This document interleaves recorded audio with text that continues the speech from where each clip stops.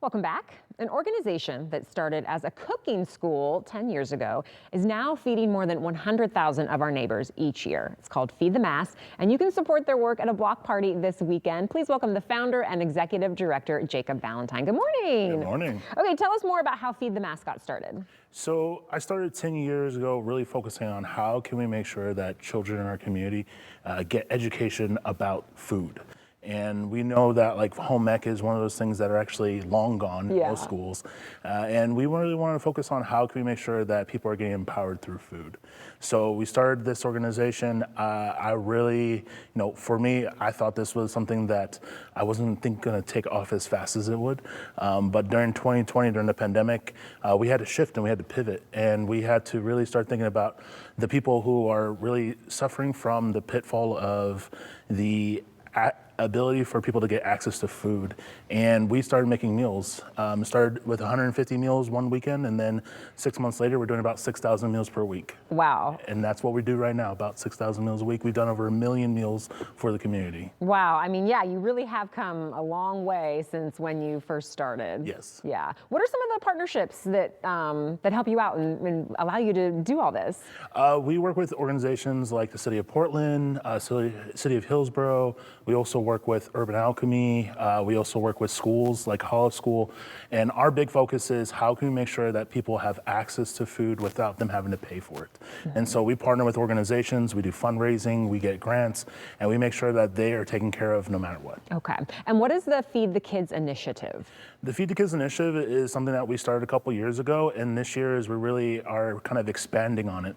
We want to make sure that kids not only have access to food during school hours, but also what happens after 3 o'clock. What happens when there is a blizzard or they're on break. We want to make sure that those individuals have access to food and that we can make it as accessible as possible. So we make frozen meals and we partner with local organizations to make sure that they have the ability to distribute those meals to those individuals. Love that. And you are still doing cooking classes and education, is that right? Yeah, we actually are. We just are finishing. We have 2 more weeks left of our summer program, and we're actually doing ramen this week. So I'm super excited. It's one of my favorite classes.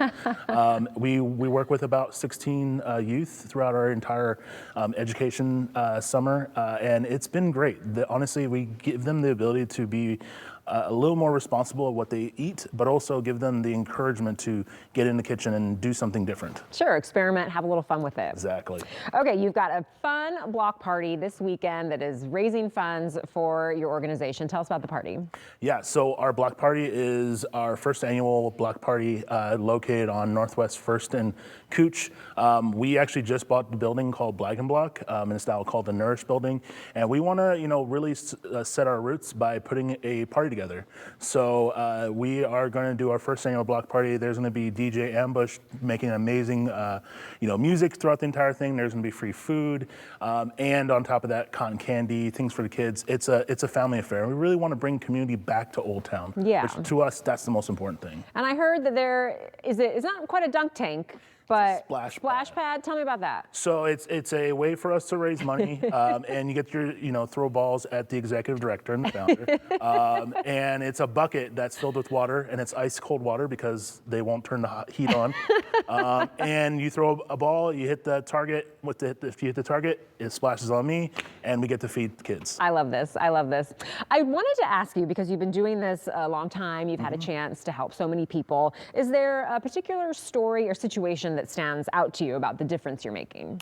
I think, especially now where we've kind of been really established, we actually adopted an entire apartment complex this year. A lot of the youth, there's about 81 youth in that apartment complex that just their services got cut off. They were not able to get lunches for the entire summer. And we said, you know what, as an organization, we can't have that happen. And we went and actually were able to provide lunches for not only the kids, but also individuals who had disabilities. And just knowing that, like, our proactive approach to ending food insecurity is really making a good change in our community, and that's what we're all about. Yeah, well, I'm sure this speaks to a lot of people. So how can people contribute, attend the block party, all that? So you can go to feedthemass.org. block party to get access to the ticketing.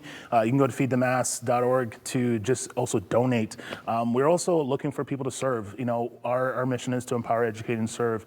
And so giving people opportunity to not only be on our board, but also serve some meals, help out at the block party. We'd love for you guys to be a part of this effort and also help us put on this block party. Yeah, it takes a village, right? It does. Thank you so much for coming and sharing the mission with us today. Really appreciate it. Thank you.